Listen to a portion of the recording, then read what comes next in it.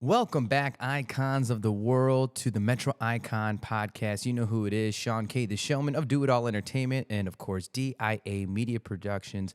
And as well, if this is your first time to the show, hey, welcome to the show and thanks for tuning in. This is going to be an incredible episode. But before I go into that, just want to talk a little bit on some points of upcoming shows and some changes that had to go on. I had my first comedy showcase that I personally produced that was supposed to be December 14th, but actually is now being changed to January 11th just to help to accommodate TKs with some private events that came through for the holidays. And I got mad love for the place. And so we are just extending the time and date to build up the hype of the incredible lineup that we have. Make sure you guys get your tickets on pre-Kindle now. The links are available on all of my social media platforms. And of course, I do have some gigs coming up. We have two brothers the next 2 Fridays. You can catch me running their karaoke night on Friday night from 9:30 to 1:30 in the morning. And then Library Bar, I will be there the last 2 Tuesdays of the month. And as well, New Year's Eve, y'all. Make sure you guys go check out Library Bar and see what the deal is on pricing and packages, because it is their biggest party of the year and you do not want to miss it. And as well, I do have a comedy show I'm doing with my man Downtown, Tony Brown, which I actually just did an interview with. So hopefully that episode will come out soon. But we actually set up a comedy and karaoke night happening at the neighborhood spot at 511 East Camp Wisdom Road in Duncanville on December 22nd. That's Thursday, December 22nd. Doors open at 8 p.m. Show to start at 9. And as soon as the show is done, we are going right into karaoke until the end of the night. And of course, we have sponsors on the pod, y'all. That's right. It's serious now. And our main sponsor right now is InsiderCloth.com. Insider Cloth is the last microfiber cloth you would need that you can iron press on the inside of your shirt. Just go to InsiderCloth.com. Promo code DIACloth. That's DIACLOTH for 10% off your next order. This is an incredible episode. I'm sitting down with the first blind comedian I've ever seen, heard, and met, Ali Nazary, who has quite the interesting story and timeline of his life, of all the things that he's accomplished. But it's been quite incredible just even sitting down with him and hearing all these things that he has done in his life that has brought him to where he is today. And it actually ends on a really, really sweet note. So turn up your speakers, get ready. This is my episode with Ali Nazary.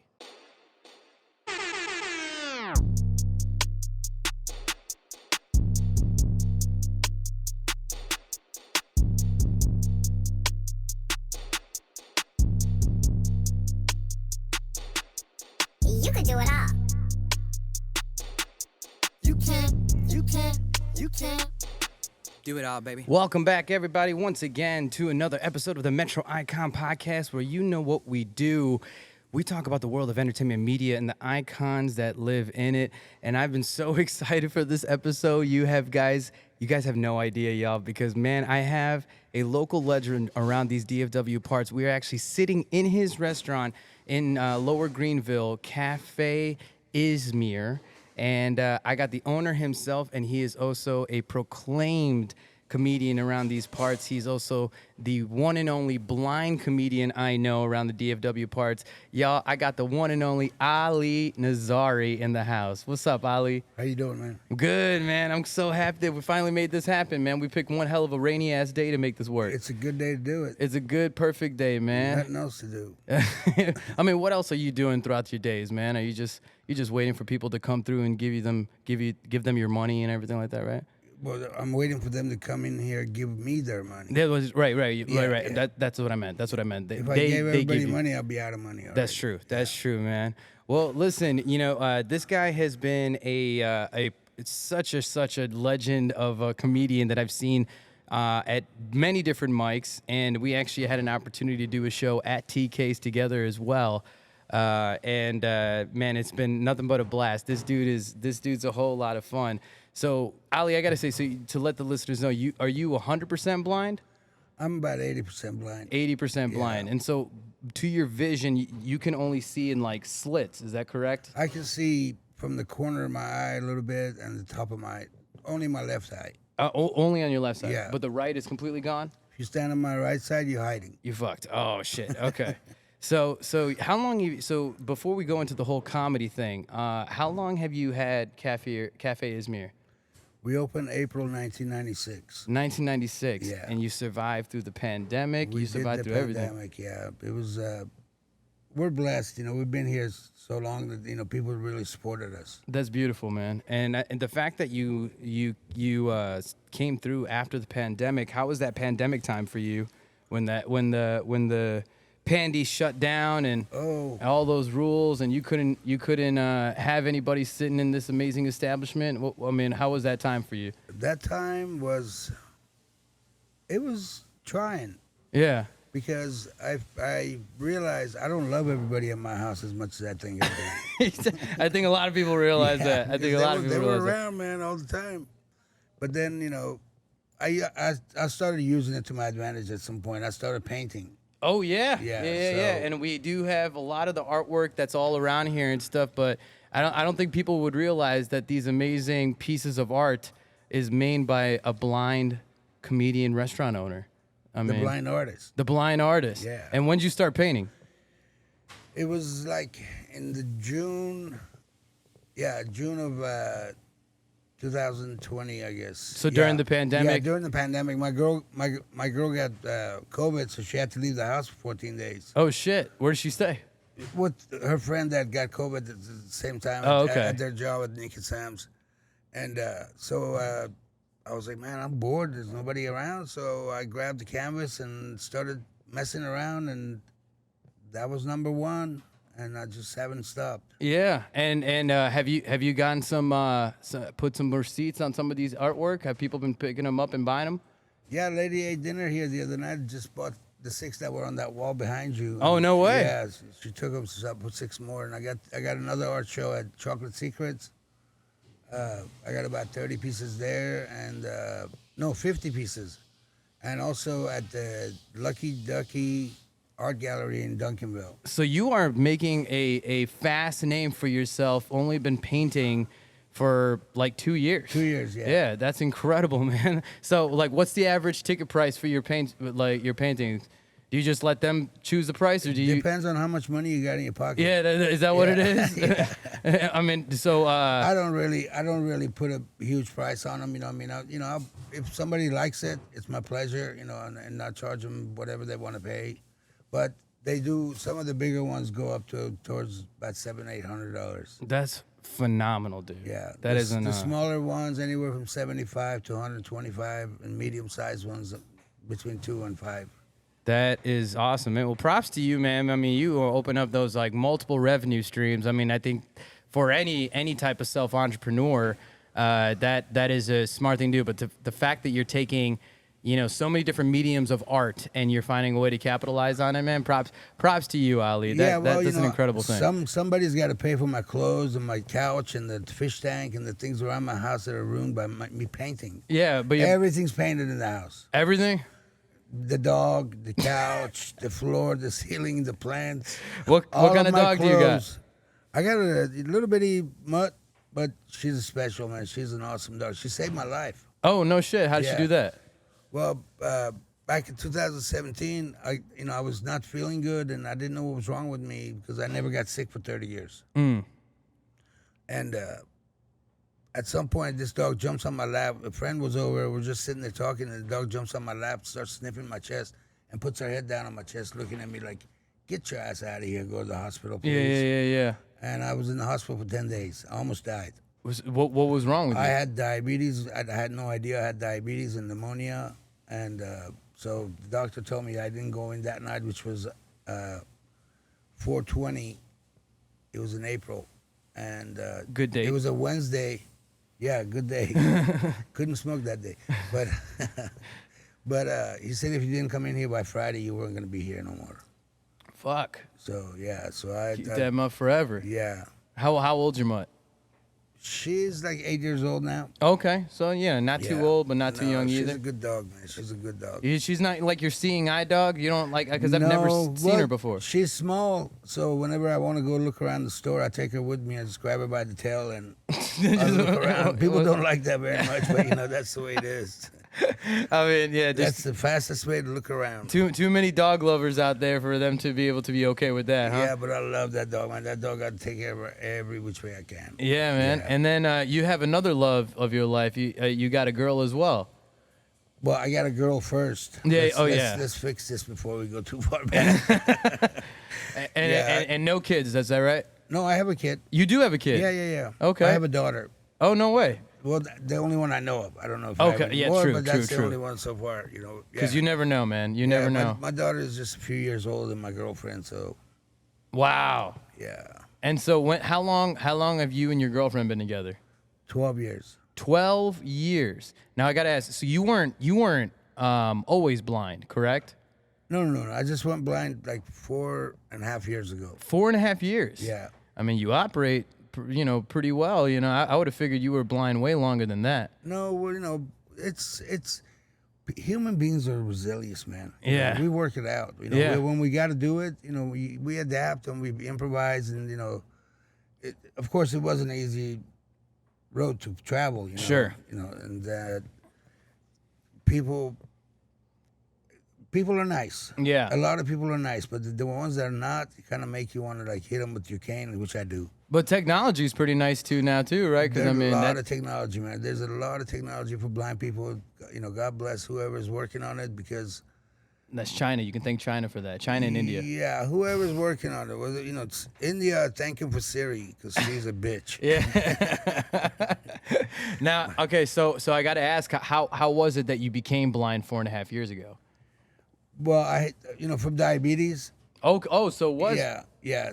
This eye, my right eye. At first, I had an optic nerve stroke in that eye, and then I kept on driving, and I shouldn't have, or I should have been more careful driving, and I got hit with a car from the right side, and about a month and a half later, this eye kind of went, partially. Oops, sorry. No, partially gone. So, but and it was. Let me tell you, this is why all this happened. God was trying to make me become a comedian. He didn't know how to do it. Yeah. He kept sending messages, and I ignored it. Yeah. And one day he woke up. He goes, "I got it. Let's take this asshole's eyesight away, and he'll read that goddamn memo." Shit, man, I'm glad that I jumped in when I did then, crap, because I would be. I don't know if I'd be able to take it as well. Don't miss God's messages. You know what I'm telling you. I feel that. I feel that, and I always say that, like, because people have all sorts of type of beliefs. So I always say the universe, right? The universe speaks to you in a certain way, and everyone's got a different connection to what that is. It's kind of like those old school operators that were like, plugging in, one connection point to another to connect you, right? So everyone's got like a different connection point to try and reach out to the universe. But when it's speaking to you, you better fucking listen up. Yeah, you better pay attention, because you'll go that direction. It's just gonna cost you something, Yeah. And really, I wouldn't be doing comedy. I wouldn't be doing painting. I wouldn't be doing the things I'm doing today had it not been for my eyesight. Well, shit, man. So I didn't see it coming, but the curse came with many blessings. Yeah. Then. And I think that's a beautiful thing, and I think that's a big part of why I really wanted to bring you on, because I think that personal resilience, a little bit of that story. And you're how old, Ali? I just turned 60. You just turned 60 years young, and you look fucking good, man. I know. Look at me. I know. Look at you, bro. Look at you. But I mean, that type of resilience, and then it shows to such a large market of people, not just young, but especially even old, because so many people tell themselves, "Oh, I can't do this. It's too late for me," and I can't. That is just not in my vocabulary. Yeah. I can't do this.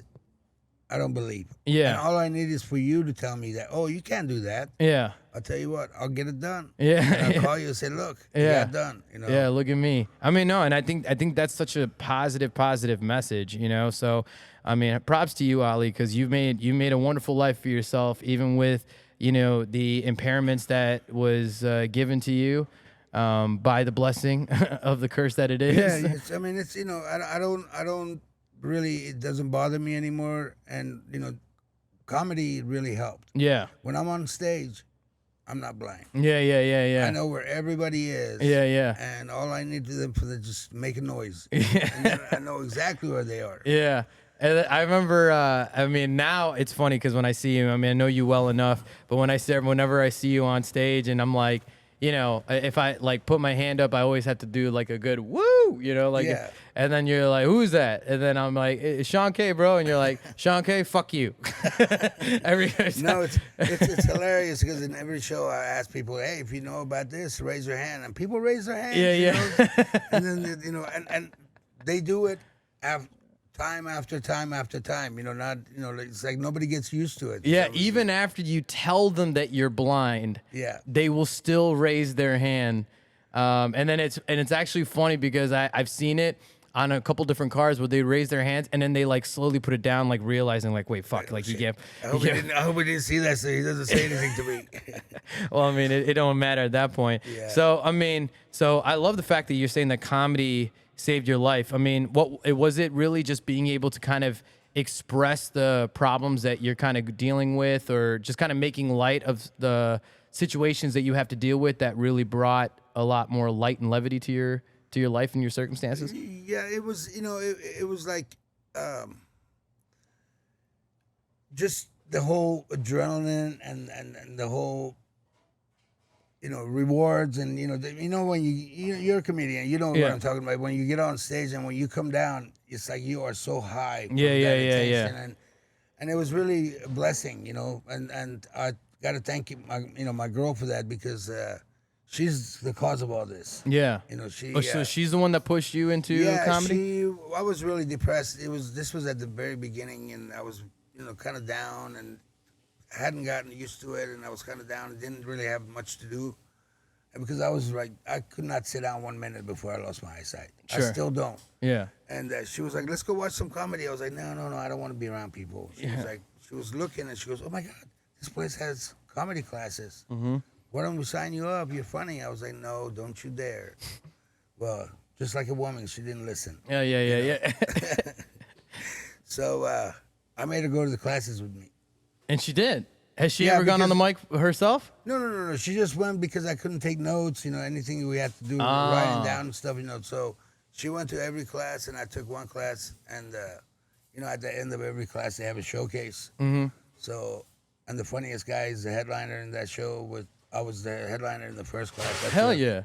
Then I took another class and headliner in that one, and then I started going to open mics, and the bug kind of got me, you know. Yeah, dude, and it will get you, because I will tell you this. I mean, I'm a professional MC. I've been MCing live events for like well over a decade, and so you know, and then also being a singer, and then, you know, even you know, outside of doing events, how I stayed sharp, I would go to karaoke like nights, and then host my own karaoke nights and whatnot, and so I 100% get the rush because stand-up comedy is a totally different thing, you know, and I waited a long time because I actually did improv comedy at Second City. I graduated from Chicago, the Second City improv program. I did like 5 stage performances, and it was such a exhilaration, but that's like a team effort. You know, when you're doing an improv, you're always with a team. Yeah. And stand-up is just you. And so, you know, there is that fear, a little bit like that nervousness that comes up, right? Because you're trying to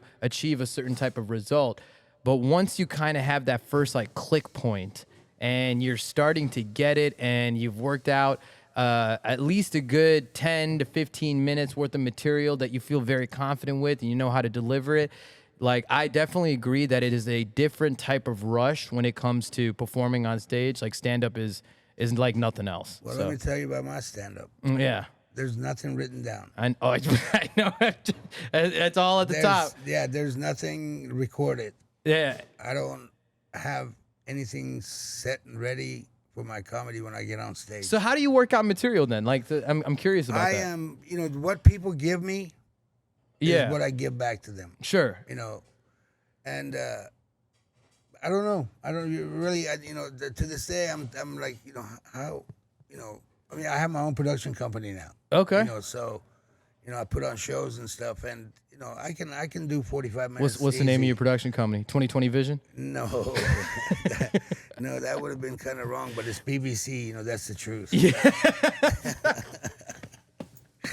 You know, Big Blind Cock. Is that what it is? No.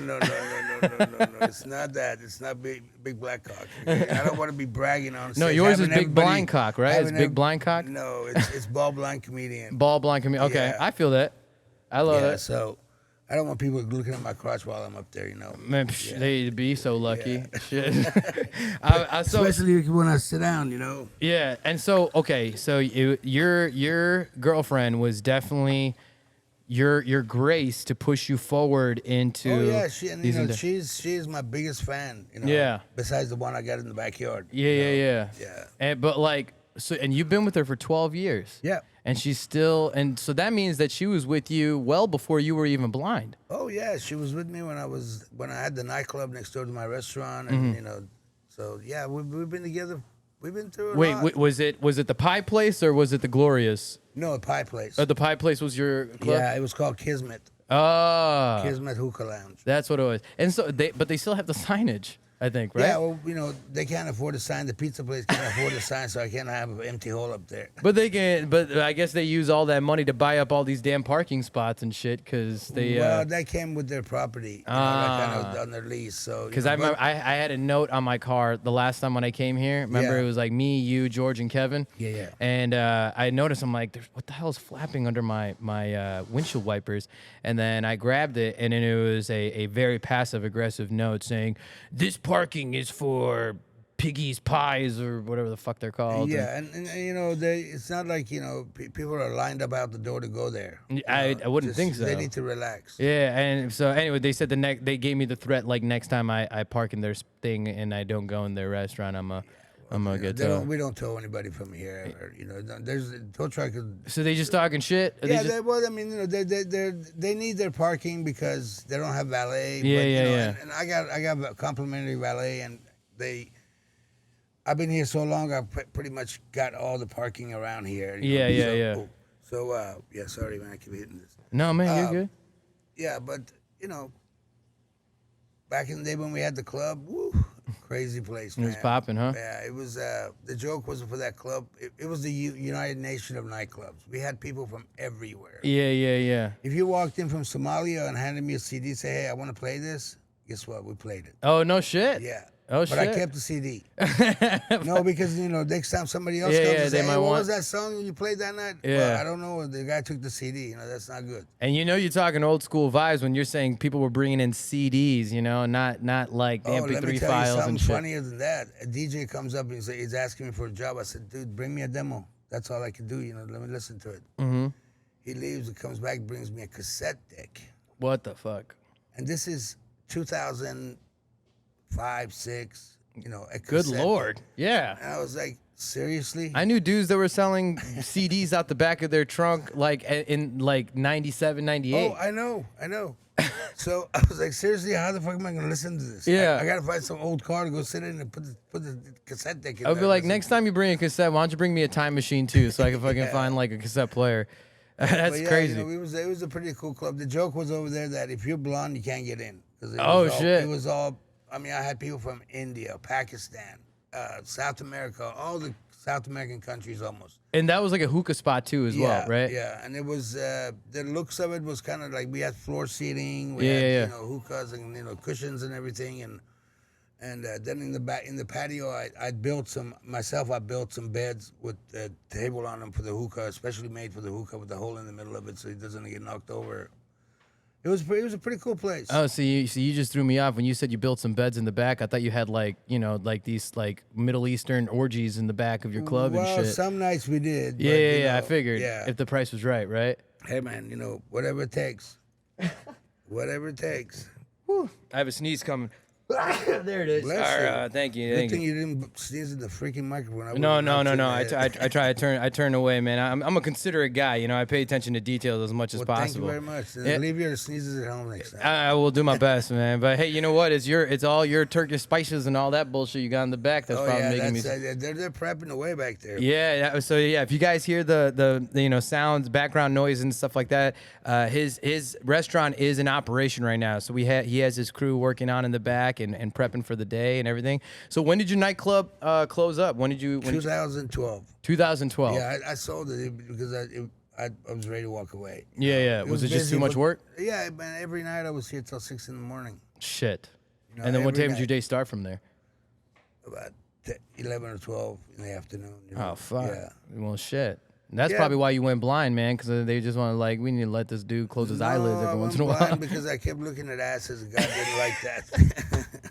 Hey, is your girl ever catch you staring at the masses, bro? You know what? She is the coolest girlfriend there is. It sounds like it, man. Let me tell you. 12 years? She takes me to the eye doctor sometimes, and, they put these drops in my eyes and stuff, so I can't see anything after I come out of there at all. Yeah, right. And then she'll take me to the titty bar for lunch. What? And I'm like, why are we here? I can't see anything. She goes... And she's still your girlfriend? What the fuck's wrong with you? Why don't you marry this woman? Why buy the cow when you get the milk for free? It's gonna take me a second to correlate that reference to this circumstance right now. Yeah, but I mean, she's a real one, bro. I mean, she sounds awesome. Like she's ride or die to the end. Why mess up a good thing? I mean, you might as well just lock it down. I mean, I think that's a gesture, right? You're not locking shit down by getting married. Oh, why not? All you're doing is complicating things. Oh, is that right? I'm telling you. So I mean, I've been around for this long, and I've been watching people, man. People that get married for the wrong reasons, unless you're committed to someone for the rest of your life, don't get married. Yeah, I mean, but you are committed to her for the rest of your life, though. Yeah, but when we're together, we're fine. Yeah, I put a ring on her finger. She's good. She doesn't want to get married. I don't want to get married. Oh, so at least it goes both ways. Yeah. I've been married already. It was not a good thing. I got 3 things out of my marriage. A daughter? My beautiful daughter that I love so much. My green card. Yep. And a Twitch for life. Okay, well I feel that. So I'm engaged. I'm engaged right now to the next woman, and so talking about complicated because she's got 3 kids. Yeah. But I'm moving her and her kids down here to Dallas end of December. So literally like a month and a half. Planning on having already looking at places and. And the one thing that's different for me now is that I'm not just looking at places with its amenities, but I have to look at school districts and all that kind of shit for them. So you'll be living in Frisco? No, man. Only my sister's the Indian in our family that made it. Oh, yeah. So her husband and her 3 girls they live in Frisco, and then my parents just moved here. They moved to Little Elm, so we finally got their ass out of Chicago. Well, and then you're up in Oklahoma then, right? No. I live in Copel. Oh, that's a big Indian community too. Yeah, it's pretty decent. Yeah, it's close to Grapevine, close to Irving. Yeah, I'm surrounded by them, But it's nice because I walk around and these Indians, they try to figure me out. All Indian people don't know that I'm Indian, because that's how good my racial ambiguity is, Well, don't hide from being an Indian. Indian is a good thing. I don't hide it. I embrace it. They just can't figure it out. They can't guess it, I don't look like a standard Indian, and then I don't speak. You don't talk like him either. Yeah, exactly. You don't have that. You don't do this when you talk. I do sometimes, bro. Look, that's in our genes. That's in our genetic code. What is that? Can you tell me what that is? That's listen, bro. Indians are all about universal language. Yeah. So the head nod is it is a universal term of understanding. It's yes. No. Yeah, but this is understanding. You. Yeah. This is trying to convince me, hey, motherfucker, I'm right. But if they don't know, then they'll shake their head no. But if they understand and they they want to show you they understand, it goes side to side, and it's the bobblehead of understanding, bro. That's cool. Yeah. I mean, I like it because you know what? That's how they mesmerize you and hypnotize you to give them deals. Yeah. So, to the right, to the left. That's right. But again, it's a play of getting people to feel comfortable, and so when they do it, it's kind of can't help but just feel their earnestness, Yeah, let me tell you, man, they are partiers. Yeah. Oh yeah. And that's they got 100%. good music, and I was becoming an expert in Indian music. I DJ'd at my club, and I used to play all the hits of Indian. You DJ too? Yeah. Shit, bro. Yeah, and I met this girl here at the club, and she used to bring me music, and we dated for a while. And oh wow, never mind. Okay, my mind just went somewhere else. Daman. Yeah, she was. It was an interesting time. Did you know what part of India she was from? No. Oh, okay. You didn't care? I didn't ask. I mean, obviously didn't go anywhere. I was good enough with just knowing her. Yeah. We were pretty tight. We hung out a lot, and then we both realized we don't even need to talk to each other. Okay. We would just talk without talking. Yeah. You know, it was pretty cool. Yeah. But then she was like, 23, 24. Her mom came and took her. Oh shit. And I was like 50, So. So you always went after the younger women. I don't go after anybody. They come to me. I don't go after anybody. My mistake, Ali. I should have kept correct with that one. I do not chase people. That's right. I mean, I should have guessed. You're not a man to have to. I'm not the dating kind to go out on dates and try to schmooze people. I'm not all about that. Yeah. I mean, if you don't have to, you don't have to, bro. Work that game. No. I mean, different people go different routes to do things. I'm just not one, didn't really have time to go out on dates. Yeah. You're here, we're hanging out, I see you later, you come back, then, we kind of hung out, late night after work, then, it's turned into something fine. It doesn't. Yeah. Que sera, sera, they say, right? Yeah, that's right. And so, were you having some fun when you, like, met your girl? Or like, did she, like, just... Like whoever was trying to get your attention and shit. Let me tell you, I chased her a little bit. Oh, okay. Yeah, so she was the first. Yeah, I chased her a little bit because, she was just busy running around and I was busy working. So I kind of lured her in the restaurant. I'm like made her breakfast and, gave her some pomegranate. I kind of opened her to a whole new culture. You wooed her, man. Yeah, I wooed her with pomegranate. Yeah. Pomegranate gets him every time. There we go. That's the perfect aphrodisiac. We're going to take a short break and we'll come back right now just to reset the cameras. Insider Cloth is an innovative application to bring more clarity to all your everyday glass, screens, and professional lenses where you don't have to worry about forgetting that microfiber cloth to get the job done. Insider Cloth is an iron-based microfiber cloth to apply to any of your clothes or professional wear, which resides on the inside of your shirt. General Fabrics create microabrasions to glass surfaces, and over time can reduce the clarity or visibility to your glasses, cell phone, or other glass product or screens. Super easy to apply and can be added to the inside of your common wear or even the specialty wear like men's ties or your pocket square. Go to insidercloth.com and apply the promo code DIACloth. That's DIACLOTH to get 10% off your next order. This is the last time you will ever forget your microfiber cloth. The Library Bar FTW is the most unique bar and entertainment venue located in downtown Fort Worth, Texas.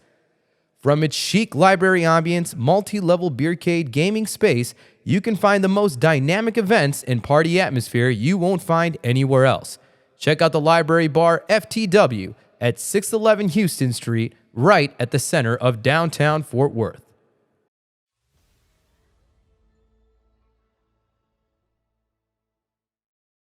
All right, and we're back, y'all, with the legendary Ali Nazary. And even on this short break, I'm like learning like all these new things about Ali. But man, Ali, you telling me in them younger visual days, you were on the big screen, bro? I was on the big screen, man. Get out. You were when you were an actor. Yeah. Like you were a movie actor. I was a movie What kind of actor. movies did you start in? And if Well, if I can find it on Pornhub, let me know because I will it look. is on Pornhub. Okay, It's on Tinder, Pornhub, and Grindr. Wait, Tinder has videos now, bro. Grindr. Okay. Yeah. So tell me, so what kind of movies were you doing? Well, I did. I started. Let me give you a little history behind it. I had a girlfriend. She was moving to New York to become an actress. So, Okay. She used to go to acting classes. So I used to read with her before she went to class. Okay. And I was like, well, this is kind of fun, How old were you? I was in my 30s, early 30s. Okay. Yeah. Okay. And so I started taking some acting classes at the Las Colinas studios. And one day I just got enough balls to, this is how old this is, to take a Polaroid selfie of myself. And I was like, I'll just send it to this casting agency. Oh, so this wasn't even a headshot that you sent? No, I just sent this Polaroid to the casting agency. And sure as shit enough, 2 days later they call me. No shit. Yeah, they're like, So you were living in New York. So no, what? I lived here. Oh, you were living here, Yeah, but my she was girl from New York? she was moving to New York. Moving to yeah. New York. Okay. So, and It was an episode of Walker, Texas Ranger. No shit. Yeah. And I was, you were with Chuck, bro? Yeah, man. Norris, come on, yo. Yeah. There you go, dude. So the first time I went to do it, it was an extra job, of course. So we're at the Hutchins prison in South Dallas. Okay. And we're in the yard, and quickly I learned, don't fucking talk to people and waste your time. Look and go stand where the camera's going. Mm-hmm. So every scene you see Chuck Norris, you see me standing behind him somewhere. Oh, shit. Every scene. It didn't matter. He was inside, outside, wherever they allowed us to go, I was where the camera was looking. So I did that episode. I did another episode at Lake Ray Hubbard at this big mansion. And by about the third one, I get a phone call from the casting agency. Hey, the director wants to meet you. Cool. So I go up there and I walk in and he looks at me. He goes, yeah, that's a great look. Just grow your goatee. We'll talk to you in a couple of weeks or whatever. I'm like, all right. I have no idea what's going on here, So I go home, and a couple of weeks later, they call me. They're like, yeah, you're going to Fort Collins, Colorado on Friday. And I'm like, I don't have a way up there. They're like, oh, we'll take you. We'll come pick you up and everything. So Friday morning, my mother comes and knocks on my door. She goes, there's a limousine outside. Somebody's banging on the door. You had the goatee, though, right? Yeah, I can grow a goatee just by squeezing it out in 2 days, Yeah, so anyhow, they picked me up in the limo, take me to the airport, first class flight up there. I sat next to the writers of the show and went up there, did the show. I became SAG eligible right there, because I did not have a line, but they dubbed it, but it looked like I was talking, so, Fucking legendary, yeah, dude. so it just kind of worked out. So I did about 13, 14 episodes of Walker. No shit. Yeah, and then I got. That's awesome, bro. Like, your first acting experience was with Chuck fucking Norris. Like, dude. Oh, when I went to amazing. Colorado, I had to fight his partner, Trevor, whatever his name was, Trevitt, the black guy. Oh, yeah, Yeah, sure. So they taught me how to do stunt fight, and I'm stunt fighting this guy, and he punches me in the face for real. Oh, shit. And I was just like, because you don't do that, but I didn't. You growl at him? Yeah. But really, I was like, dude, we're lucky we're here because I'll kick the shit out of you. Oh, yeah. Yeah. So that it was a lot of fun. I mean, I had my own trailer with the star on it and my name on it. Fuck, dude. Like, I've been trying to find an agent for years. Like, I'm actually, stand-up comedy is something that I love and enjoy, but I'm trying to get into the acting game. And to think how easy it was. Yeah, I mean, it was, fucking Polaroid. Let me tell you, the everything was supposed to happen that way. The way, I mean, it's just your calling. It is what it is. I learned quickly what to do, what not to do when I went on sets.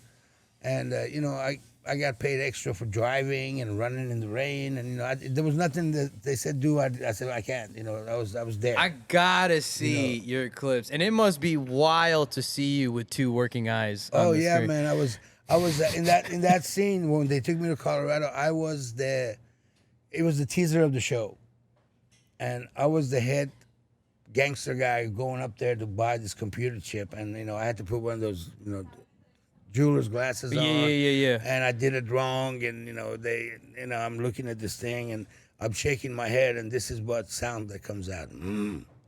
I'll be the judge of that. Sounded like a bad Chinese movie.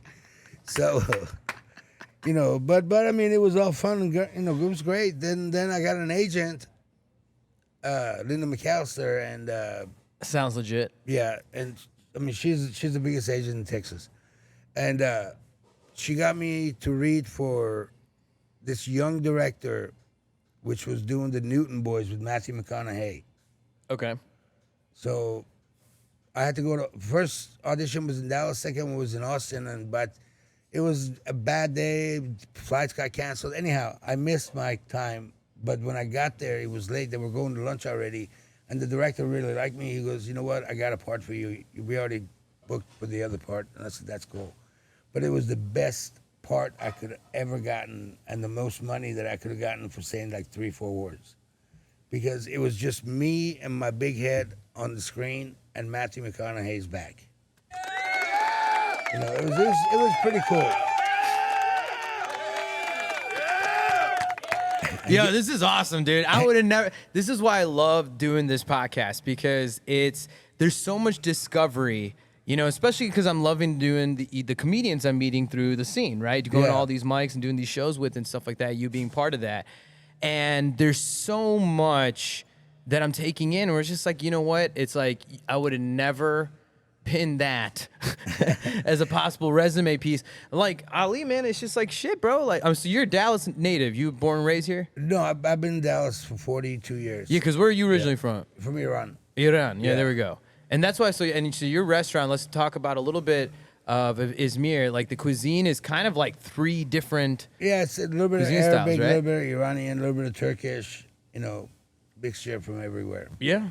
And we serve a tapas style, which is all a la carte. Ah, yeah. So when I remember, tell people it's Mediterranean tapas, they're like, oh, it's topless? No, idiot, it's top us, not topless. I mean, I'm sure that though there are people that are willing just to take it all off once they come in here. Hey, man, it's happened before. It will happen again. Man, king right here, bro. Like that's amazing. We cater to mostly, definitely to the ladies, and for them to feel comfortable coming here. We don't bother. Nobody tries to pick anybody up. We don't have none of that shit going on here. Yeah. It's all pure, genuinely nice people treating nice people. And I've had the same waiters for the last 20 years. Yeah, I'm sure, like 100%. Like the first time I sat here, and it was with me, you, George, Kevin. It was like CJS crew, and it even just from beyond just our own dynamic. Every person, there was a few, because it was kind of late, I think, by the time I got there. But it felt family. Everybody knew each other, and it's kind of like, even when we were ripping on you, like I saw your server was just standing there, like listening, just like enjoying it, just like. Yeah, we've had the same people working here forever. Yeah, because you have loyalty that comes through. Yeah, between your patrons and your employees. We had second generation workers and second generation customers. Yeah, and you're hiring right now, aren't you?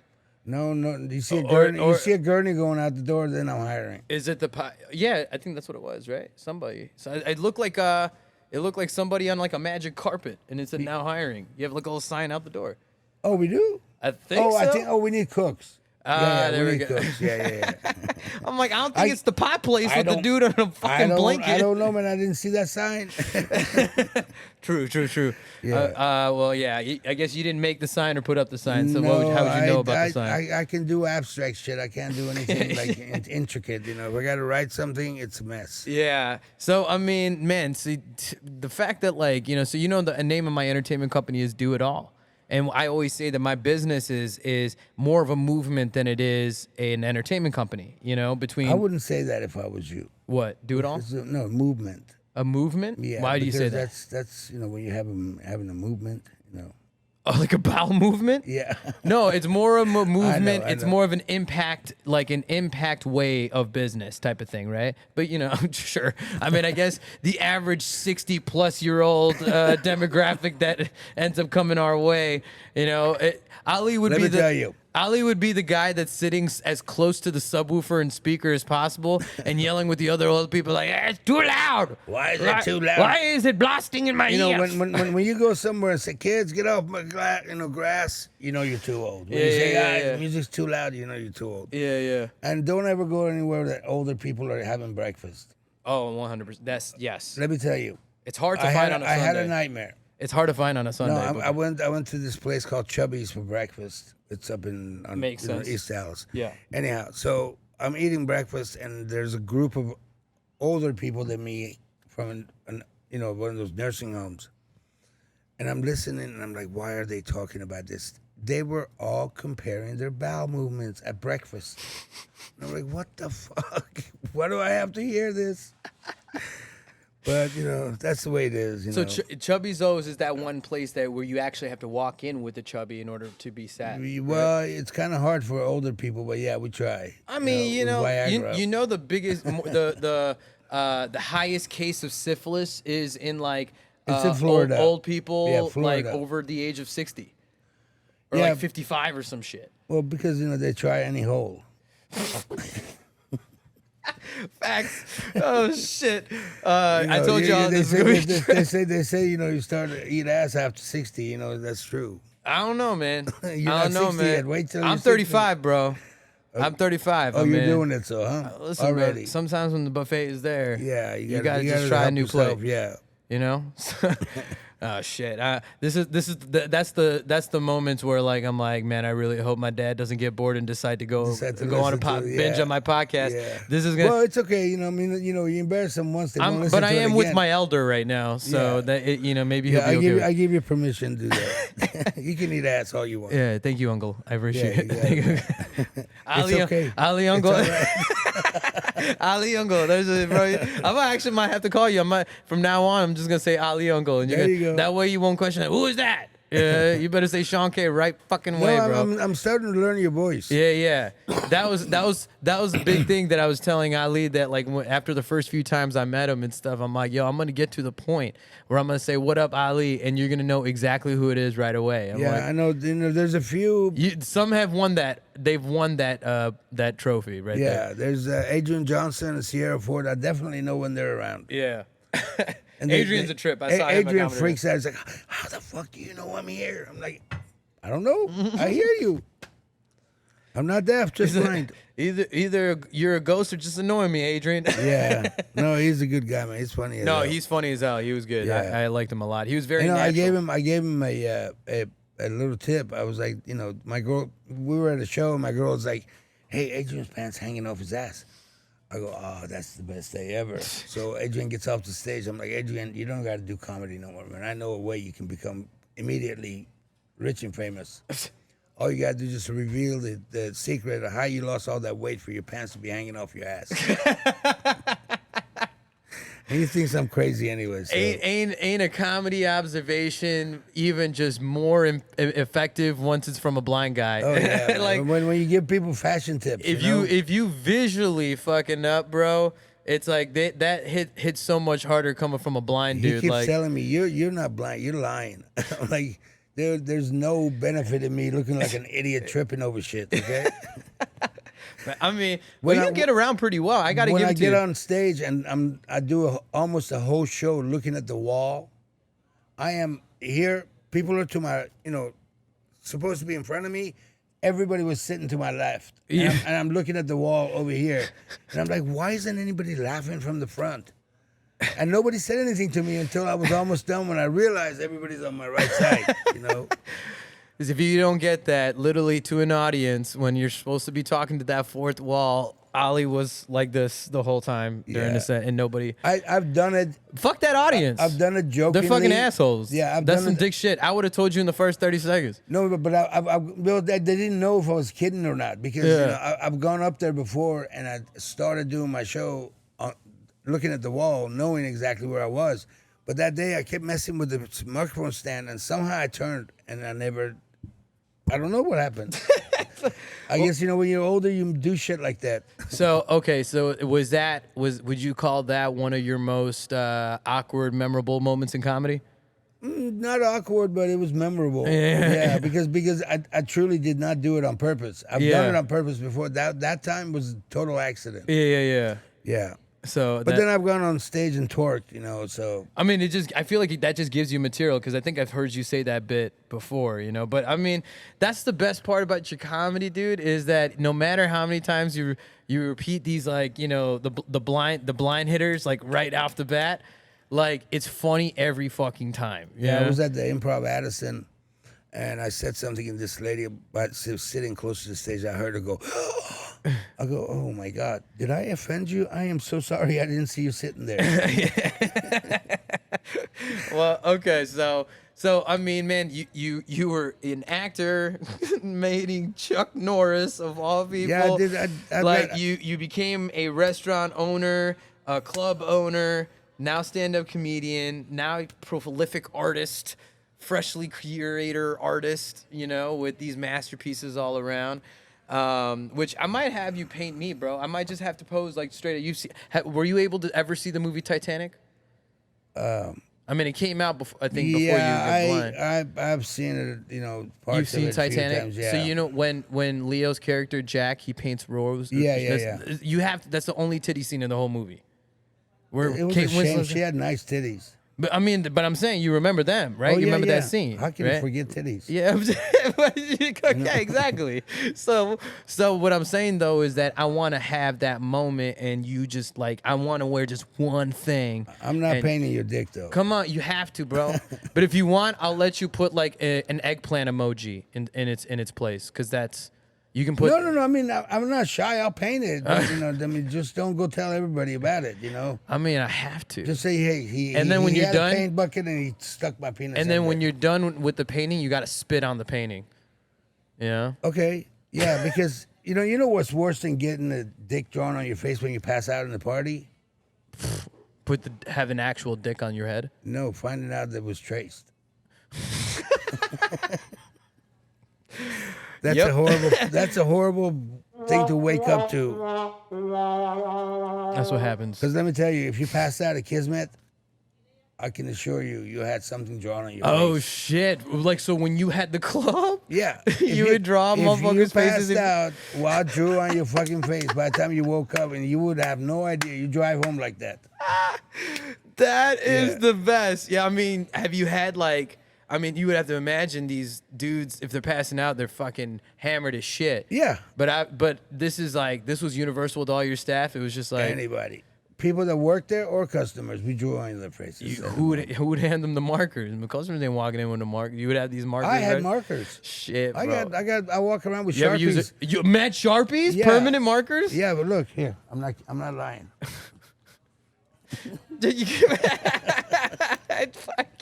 Yeah, I never know when I'm going to run into a fan that wants, an autograph. Holy shit. You gangster, bro. Yeah, man, you gotta come prepared, I know, I feel that, man. I mean, and I feel like I'm more unprepared. Man, honestly, bro, like I'm loving hearing it because I'm realizing I need to step my game up, dude. Yeah, man, you live and learn, and you just gotta pick and choose your battles and the things that are more important to you, Yeah. I don't ever want to disappoint anybody. Hey, can I have an autograph? Sure. Let me see your titty. So I mean, that had to have been like some crazy party days back at like having the nightclub. I mean, let me tell you, man, I've lived an amazing party life. Yeah. Okay? I started no regrets at this point. I started out as a busboy in the restaurant business, and I worked my way up. Then once I hit bartender status, I have not applied for a job since 1985. Okay. Okay, not because I own my own business, but people would come and just took me to their businesses, like, come work here, because I was a really, really, really good bartender. Not to like toot my own horn, but I was really good. Yeah. And like, what I hated was when that movie. I don't know if you're not old enough to remember. Are you talking about Tom Cruise? Yeah, Cocktail. When that movie came out, Bro, what you tell me? I didn't fucking know about it, bro. I hated that movie. Because everybody will be in my bar going, "Oh, you watch Cocktail?" I'm like, "Fuck you! I was doing this before Cocktail was even born." So I had a blast bartending. And did that turn you off of Tom Cruise movies after that? No. Just I don't know. When you're young, you're like, that was my thing, not his. But no, I don't give a shit. Tom Cruise is good, man. How do you watch movies now? Do you watch movies now, or do you just let me tell to you? Check this out. Now there's technology when you go to the movies, they have a narrator on the movie. They give you headphones, and you got a little receiver, and you listen, and it tells you what's going on in the movies. You so know I don't gotta piss my girlfriend off anymore. Going, what happened? What happened? She gets mad. I'm like, you brought me to the movies, okay? I didn't want to go to the movies. You said, let's go to the movies, so I'm here. What now you gotta tell me what the fuck's you going put me on. in this situation. Yeah. What the fuck? Yeah. You take what you get. Yeah. You ask for this shit. Now, speaking of that, pissing off my girlfriend, I was painting a couple months ago, and I like to take mushrooms. So I take some mushrooms. How long ago was this? This was a couple of months ago. Hell yeah.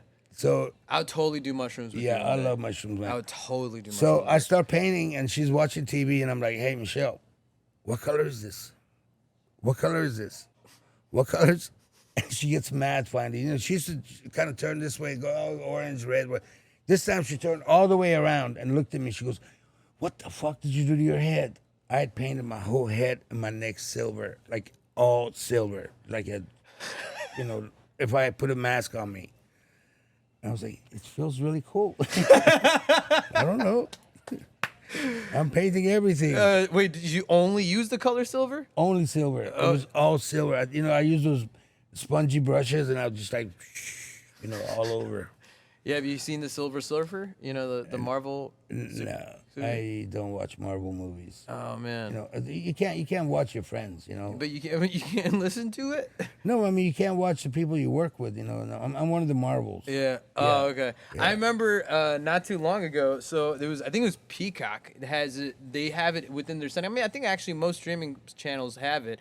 But I was watching, I think, a movie Ambulance on Peacock, and for some reason the audio was set to like hearing impaired, like guided visual. Yeah. And so like you just hear this narrator like, and then the man David goes up to the other man in complete disgust, like something like I'm like, what the fuck is it? I was like so annoyed. Yeah, well, sometimes they discuss it a little too much. I mean, I don't give a shit what color shirt the guy's wearing. Yeah. You can still hear the audio, but then you just keep hearing this narration. Yeah. So now there's technology also on your phone that you sync your phone to the movie that's on, and certain movies, certain channels, they have that thing. It's gonna be on everything soon. Yeah. Because American Airlines has it also. Dude, if you have the bank for it, there's a chair that you can buy, and it essentially is kind of like a massage, but it's like a vibration chair. And what it is that it has certain points, and you can plug in your sounds as your movie, and so like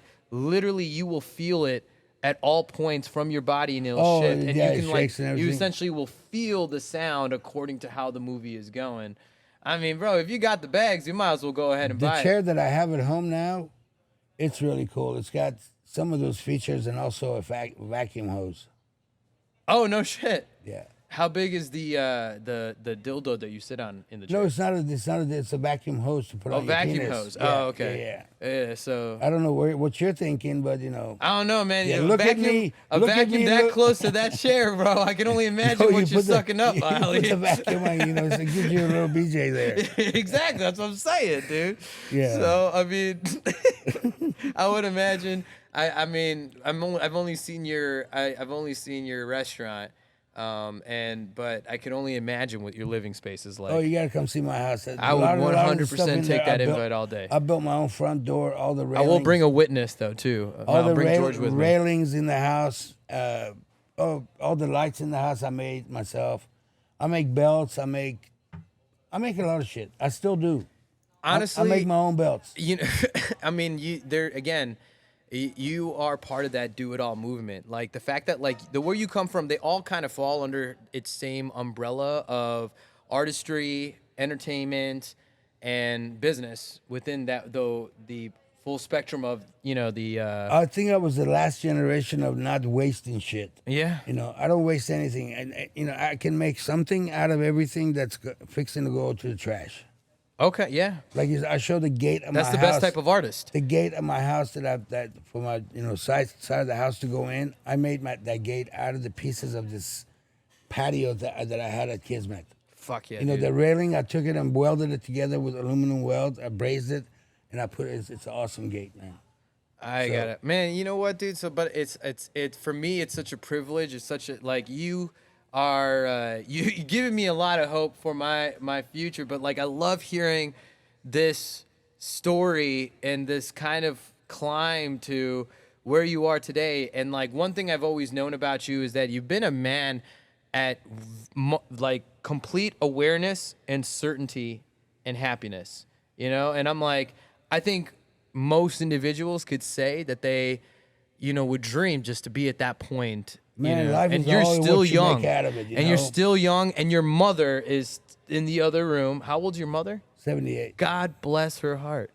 She's sending it to me, and she had you right, Oh, she's the 18. glue. She's the glue of this place. She worked here for 25 years from 9 o'clock in the morning till midnight. Bless her, and she's on her feet. I saw her moving around. I'm like, come on, man, like. That is... And my brother, I mean, if it wasn't for my whole family, I wouldn't have any of this. Absolutely. I mean, I'm thankful for everyone. And your brother, you only have your one younger brother? Yeah. My God was very What's kind the age to my difference mom. between you two? Year and a half. Really? Yeah. Because he looks way younger than you, bro. Yeah, he didn't work every night. I was like, yeah, he's like, oh, maybe in his young 40s or something. No, But he's not a late night person. He's not good with the life I lived and the life he lived. We complete each other. We built. So this how whole long thing. has he been the GM of? He's Izmir? the owner. I mean, we all the own. owner? Yeah. I mean, So since you've opened from the jump. Yeah, from the beginning. Okay. He used to wait tables inside. I was on the patio. So you guys actually were bred, obviously working within the same business, the same industries and stuff. Oh, but yeah, you just yeah, you didn't take the part. He didn't take the party atmosphere the way you did. No, I'm just a wild, crazy asshole. Yeah. That's my dude. I worked in Deep Ellum. It's like people gotta respect each other. They gotta be 100%, kind to each other. 100%, 100. And I tell 100%. everyone, just when you think you're the worst place in your life, let me tell you, somebody else is in much, much more bad place than you are. So just wake up and count your blessings every morning. That's all you can do.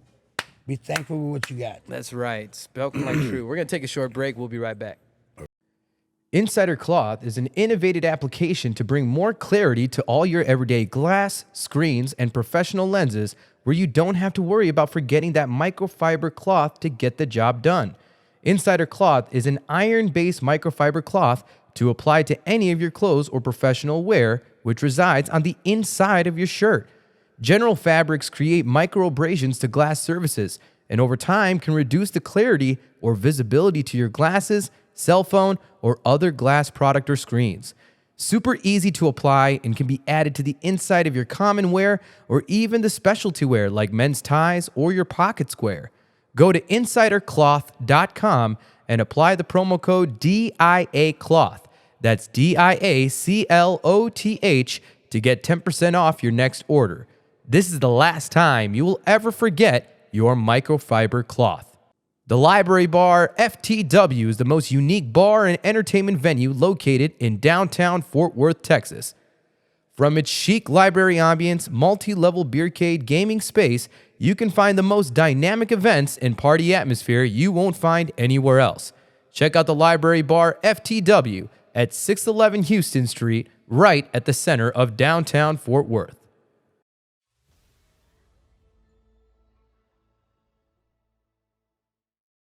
And we're back, all right. We're in the bad segment, man. Listen, I think if you guys have gone through this episode and you've been listening, you will understand that I'm sitting in the presence of the truest of OGs.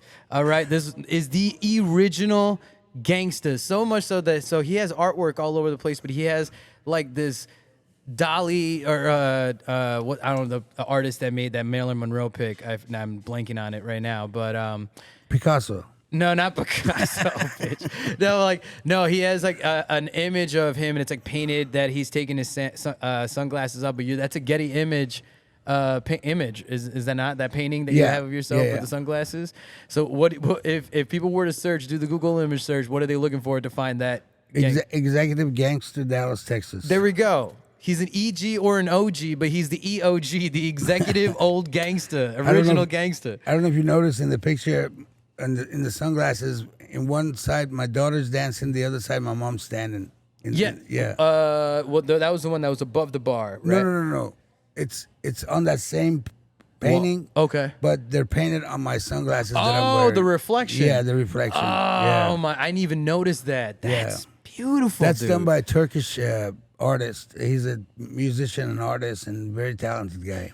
That's amazing, man. He just messed up my hair, That's the only part I don't like.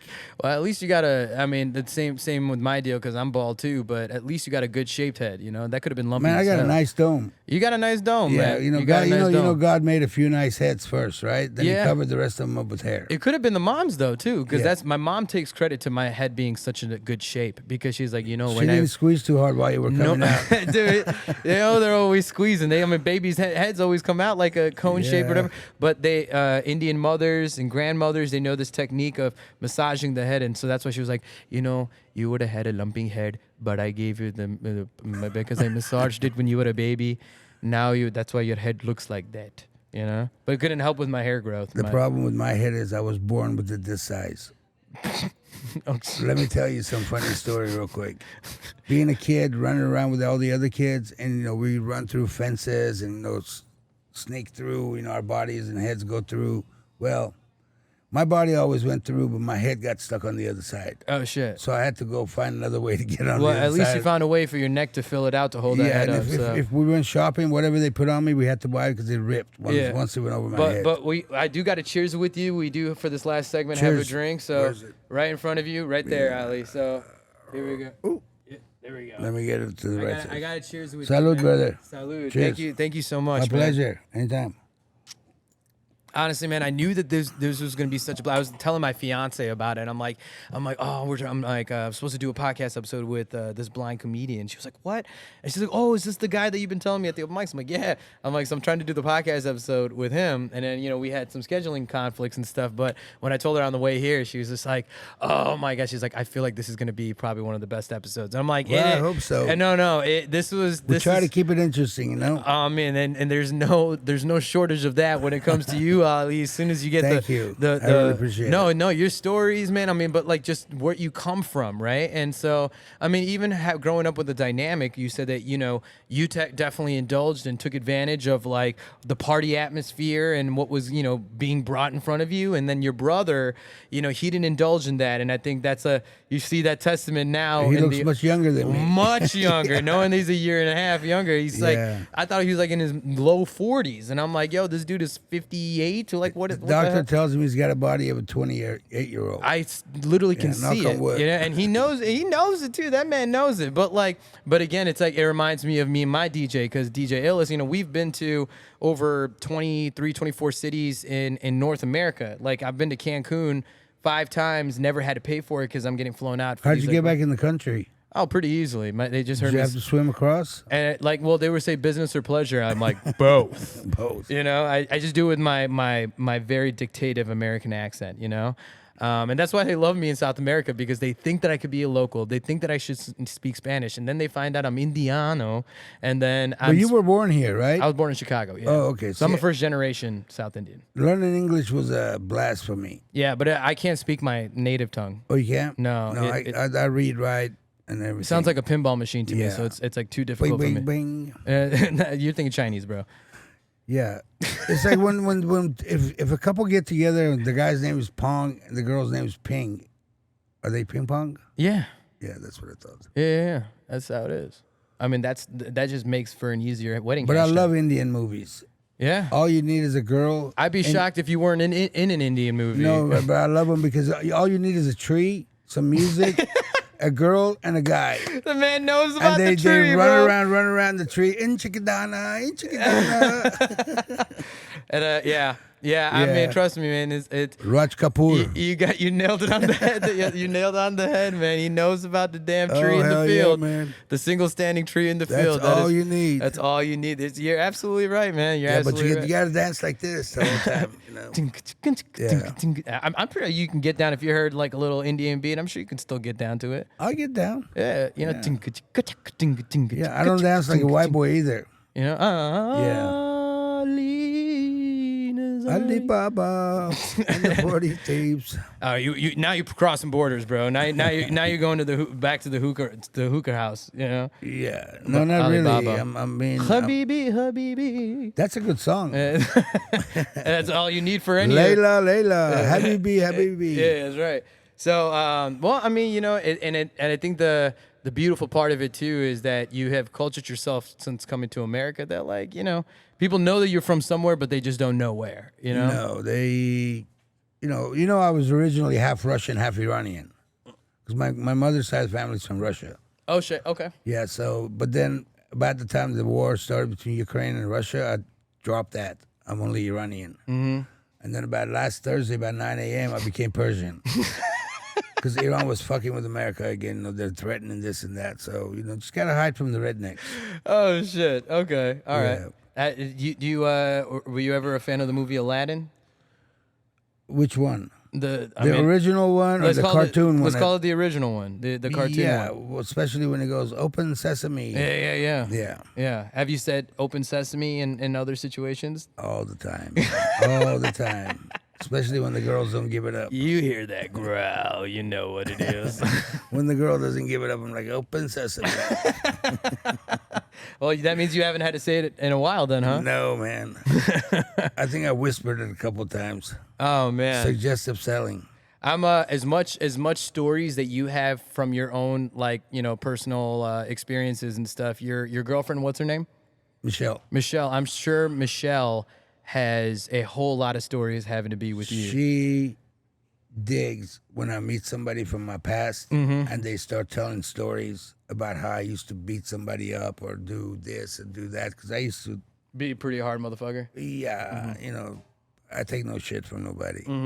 And she's like, "Oh my God, I wish I was there." I'm like, "No, you don't want. You didn't want to see that. Trust me." So you softened up a lot more before you met Michelle.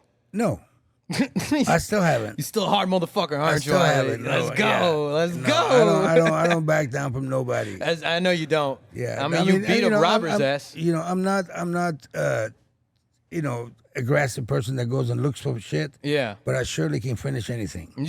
Yeah. You know. I mean, I always say the same thing. I'm like, and gratefully enough, I'm such a good speaker that, like, even situations where, you know, there's like that drunk Neanderthal that wants to just start shit or want to fight you, I usually can talk that situation down well enough where the guy won't even throw the first punch. Yeah, yeah. You know? I mean, but I always fighting is not an answer to everything. But I will you know, say, like, sometimes if you you're gonna finish throw a it. punch, you better knock me down that I can't get up. Because if I can get up, then I'm coming at you with everything. Just remember, the taller they are, the harder they fall. That's true, man. You know? And trust me, they need that base. And if you take that out, then they're gone, bro. But you know, we love everyone. Yeah, that's right. And I am a complete lover and a fighter. And I know I'm not a lover. I just, you know, I mean, I'm a fighter. Come on, bro. But you know, I give love. I give think you're a lot of love. shooter. I think you might be a shooter. Oh well, I still carry a gun. I just got my first gun. I just bought an AR shotgun. You just bought one? Yeah. Well, yeah. Well, so if anybody plans on fucking up Ali, just know there's nowhere you can run because he's probably gonna be shooting everywhere with that shit. Yeah, I go shooting with my girlfriend. We go to her parents' ranch, and we'll be like, I start shooting. I'm like, where did I hit? The tree? Where did I hit? Close to the target. Where did I hit? Have you ever shot something and you hear ah? Like No. I'm pretty. with the lawyers. Make sure there's nobody standing. You got a good lawyer. You got a good lawyer. They can't talk about it. I'm not Cheney. They got it. You got a good lawyer. They can't talk about it. Yeah. As soon as they're down, you make them sign the NDA right away. You know. They gotta sign. We'll just take a big hole. So, I mean, I think honestly, man, it's just I definitely gonna have you on the podcast again, and we'll maybe we'll bring George. It'll be a pleasure. We'll bring George on, or I'll have another co-host with me because I know that I'm probably just even breaching the surface when it comes to the stories that you come from. I got stories. I tell you that. I got stories. That I know you're not low of. And let me tell you, I've lived a very, very eventful life. Yes, You know, absolutely. I mean, OG. I've been down, I've been up, I've been all around, and no regrets. No regrets. Let's go. I just do it, man. That's right. But did you ever do air horns when you were in the club, man? When you had your club days, did you let them? no, if anybody else did, I'd beat them up. You let them bring their damn CDs and cassettes, but they can't do an air horn? No, man, air horn has nothing to do with the fucking club. You do that in the games. No, You know, but I'm you know, from Chicago. We all about the air horns, bro. If they made it rain, I got a problem with that too because it causes havoc. I can see that. Yeah. But what I like to do is make it hail. So I gotta ask you this: being like kind of like a diverse, somewhat Middle Eastern type of nightclub, how did you feel about hip hop culture with your nightclub? Oh, we played a lot of hip hop. You did? Yeah. I mean, Yeah. I'm not sure... not the new hip hop though. Yeah. Not the shit they played, 10 years later. Yeah. You know, the older hip hop was good. You know, the Yin Yang Twins and I did a show with them one time. Yeah. I emceed a show that they were like the concert. You know, I like apple bottom jeans, Boots with the fur. Yeah. The whole club. all those people. Who's the whole club looking at? Who let the dogs out? Ooh. Even a way older one. How You Like Me Now? That song. I gotta play that song for you. It's a badass old song, man. Which one? How You Like Me Now? Yeah, I know that. Wait, by who? By Cool Cool Modi. I'm Cool Modi. I've, It's very old. It was played back in the I might recognize it. late I might not 80s, know it, but early I might recognize 90s. it. You know, so Oh, I'm a 90s kid, though. yeah. But Cool Modi is a pretty good song. Cool Modi. Yeah. And what it was called what? How You Like Me Now. How You Like Me Now. Yeah. I'm about to look it up. Yeah, it's a Shit. good song. So okay. So Ali, I mean, as much as fun as this episode was, like, hopefully I'm gonna be able to capture some clips and so that you guys can see this art. But like, where is the inspiration for some of these art pieces that you do? Do you like take some mushrooms or smoke some weed beforehand? And you're like, all right, let me see not necessarily all the time. You know, but when I do, I come up with some weird shit. But mostly, I just paint because I'm bored. Okay. And either I'm frustrated, and you can directly tell when I'm like mad and I'm painting. By the art piece? Yeah, when I'm upset. Like I did a piece. My brother looked at it and goes, man, that looks angry. I was like, dude, I couldn't see nothing but red when I painted this. I was that the whole angry. restaurant's red. Yeah, so, you know, but I mean, I really don't know what they all look like. You know, I mean, I can tell some of them, but truly, I just paint it.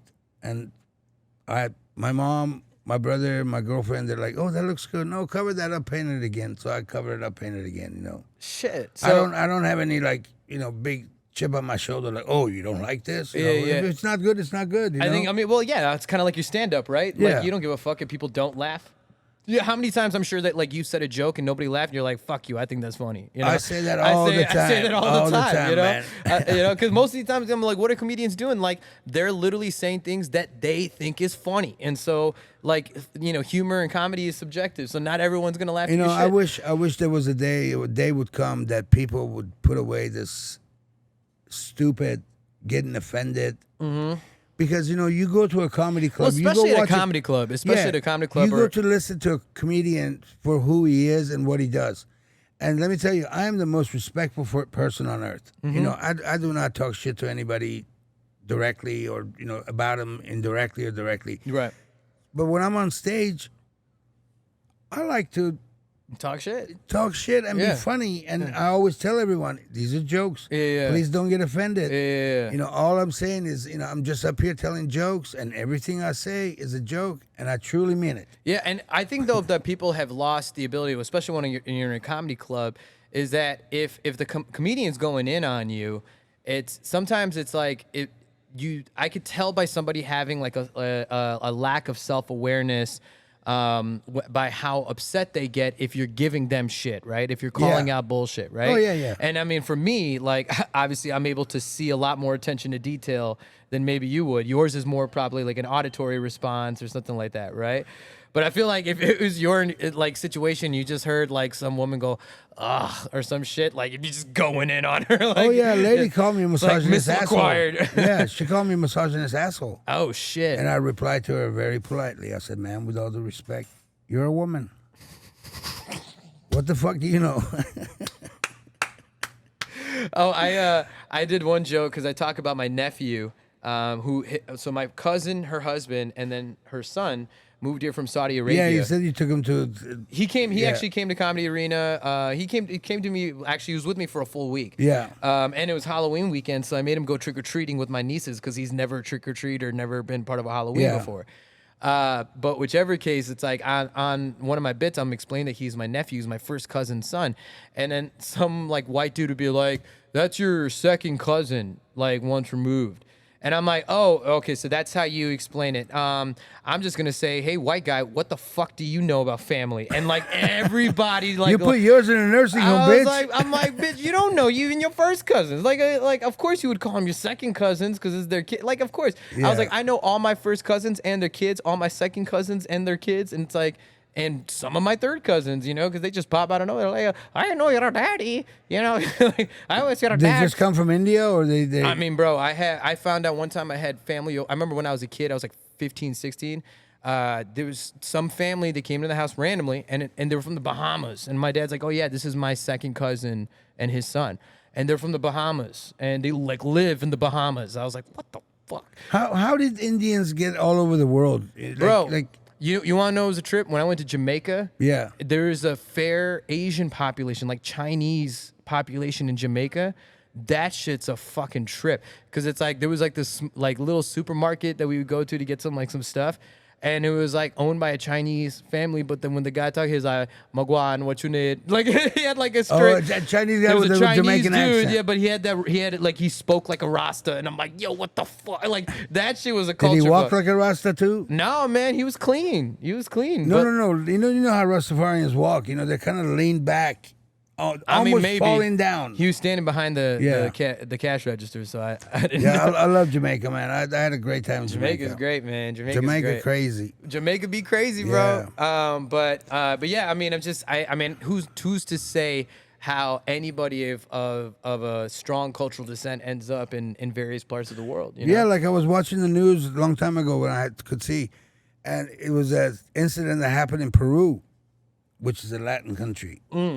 And the president comes on TV and he's Japanese. And I'm like, are you sure he was Japanese? oh yeah, I could see back then. No, there's a big Japanese population in Latin America, and this guy made it as a president. Yeah. It was just weird watching a Japanese guy speak Spanish on TV. Yeah. You know?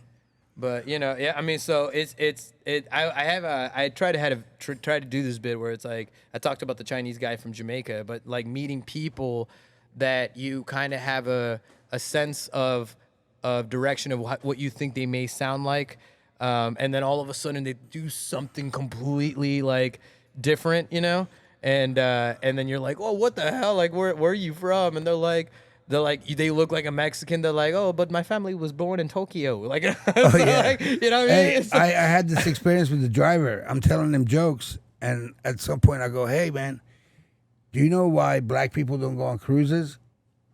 And he goes, well, I do. I go, dude, your name is Harry. You sound like a white guy. What are you talking about? He goes, no, I'm a 6'5", 250 black man. I go, oh, shit, I hope you like the joke, so I told you so far. But, you know, I mean, I wasn't saying anything, you know. I mean, I don't say... Yeah. You know, unless you absolutely know them. It's like, I think you'll... Yeah, I mean, I don't have any jokes to offend any race because, you know, I think it's stupid. Yeah. You know, to be mean to somebody because of their color, their skin, or their, you know, their ethnicity, bro. You know, it's bullshit. Absolutely. You know, I mean, I'm Middle Eastern myself. You know, they used to call us the N-word. So I know the pain. I know the pain too. Like, Yeah. I mean, and I grew up with hip hop culture, so that's kind of the comedy that I bring. Yeah. It's kind of like, how you about to put limitations on us when you like taught it to us and brought us in and like, and we have the most history. I asked the guy, he was playing some hip hop. I go, dude, I really like this song. I like to like sing it, hum it, and walk around. But what do I say when I get to the N-word? I don't want to offend anybody. Oh man, that's my favorite thing to see. Like when I'm DJing and stuff, Yeah. and I play a song and I know that it's coming, and I see like a white dude rapping into it, I like will check to see, or the karaoke song. Like, you know, white people will go up to sing like hip hop tracks that have the N-word in it, and then I'll check to see what they do. And so sometimes like I'll give them credit and love.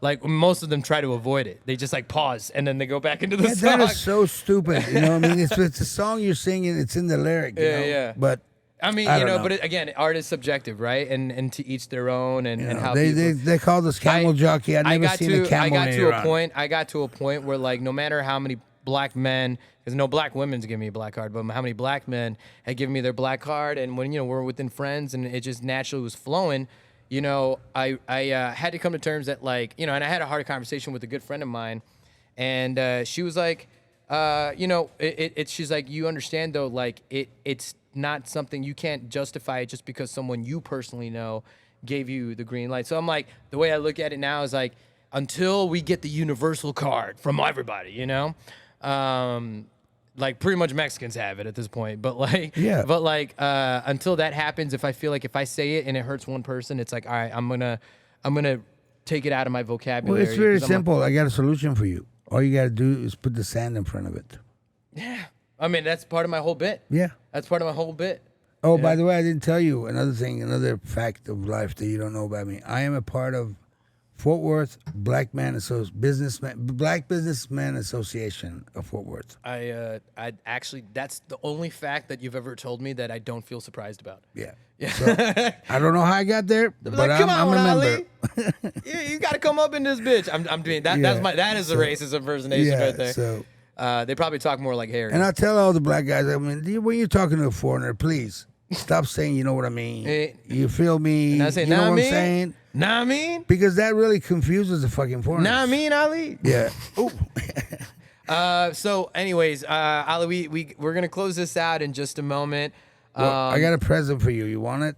I do. All right. You got a present for me? Let me pull my out of my ass. Hold on. Is it? I think I see it's right behind the seat. It's like leaning behind the seat. Do you want me here? I can lean in and grab it. No, I got it. You got it? Check it out. Oh, there it is. Oh, yeah. Oh, shit. I'm a professional. Yo, and are these the color schemes I asked for, bro? I think so. Oh, my goodness. I hope so. All right, y'all ready to see this? This is about to be revealed. Here we go in my camera angle. But Ali painted this for me. Now, I don't know if I think it's upside down. Is it upside down? Okay. Yeah, if the sperms are going up. The sperms are going up. Yeah, then it's up. It's sperms, bro. You know, the sperms travel up. And there's actually like texture designs in the paint itself. Like there's divots I can see. I don't know. Man, you know what? I dig this, dog. Yo, Well, thank you, man. You got it, man. Just pick. How you gonna hang that up? Over my bed? No. Like which? Oh, which with the stems going up like. All right, so pick a corner. Actually, give me so I can sign the corner for you. Okay. All right. Hell yeah, please. All right. So, you sign the top or the bottom? No, the bottom corner, Okay, the so bottom this right is corner. The bottom corner. Right? You're holding the bottom. Okay. Man, Ali, that's the first time. You know what? You setting a standard, bro. On top of the amazing stories that you've presented, you're also setting a standard on the first guest of mine to give me a gift on this podcast. Anyone listening forward, you better recognize, man. You better come up on Ali's OG status, bro. If you come on Mama, then it's an honor for you, my guy. Thank you so much, dude. I've never had anyone pay me something. You won't be able to read that, but that's my signature. Top, bottom. It's my name, Ali. Wait, bottom left? You put it on the bottom left? Yeah. No, that's. Oh wait, no. I Yeah. have it flipped upside down again. Yeah. Let me see. Oh, did you use black? No. You use silver? Oh no, did you use this pink one? Yeah, whatever this color is. That's gold. Oh, that's why, because it looks like the rest of the gold on the painting. Hold on. Oh, let me use another pen then. No, I already signed it though. Oh, okay, I see a little bit. Yeah, it might not have been working though. Okay, well, we'll do it again. We'll do it after again. This, yeah. We'll do it again. But dude, thank you so much, man. got it, man. That is. I'm gonna cherish this one, man. This is gonna be in all of my future homes. I promise you. This is the first time I ever got to get. I'll pay you more if you need more. Yo, listen, bro. I might sell you shit, bro. I'm a salesman. I might sell your shit. Man, feel free. Yo, I'm gonna let everybody know. So listen, if you guys want this painting, painted by Ali Nazary, the blind painter, shoot me a message. Let me know what the best offer is. Yeah, my website. But I want to keep it though. Keep it. Don't this is sell a priceless one. That's done for you. I'm gonna be like, you get the replica, bro. I'll give you the. Yeah, that tell me how much. for you. Tell me how much you want me to scan this and send it to you. You know what I mean? That's gonna be my offer. Send him a picture of it. Yeah, but dude, this has been a blast. Ali, I appreciate you so much for your time, your energy, My bro. pleasure. No, you are the best, though. You're a real one, and I love you to death, dog. I Thank really, you. really do. So we end this podcast in the same way. I allow our guests to just say a word, a phrase, a sentence, final quote to just close out the podcast before the music comes back. Yeah, man. Just be kind to each other and love each other. That's all I got to say to you. You know. I said, It's a short life. Enjoy it. let's go.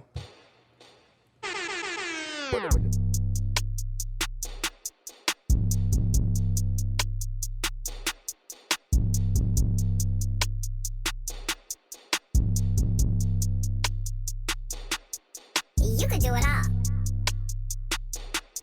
You can. Do it all, baby.